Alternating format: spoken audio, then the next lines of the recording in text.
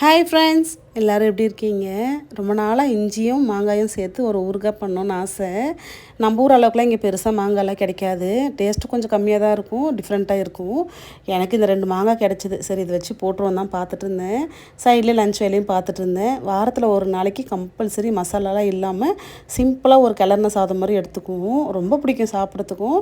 ஏன்னா சண்டேக்கு வந்து நான்வெஜ்லாம் கொஞ்சம் சாப்பிடுவோம். அதனால் அதை கம்பல்சரி பண்ணுறதுக்காகவும் இருக்கும். குடமிளகா, அதுக்கப்புறம் வந்து சுண்டைக்காய், கொஞ்சமாக உருளைக்கிழங்குலாம் போட்டு ஃபைனலாக கொஞ்சம் லெமன் ஸ்க்வீஸ் பண்ணி சாப்பிட்டா ரொம்ப டேஸ்ட்டாக இருக்கும். ஊறுகாய்க்கு இஞ்சியும் மாங்காயும் துருவி எடுத்துக்கிட்டேன்.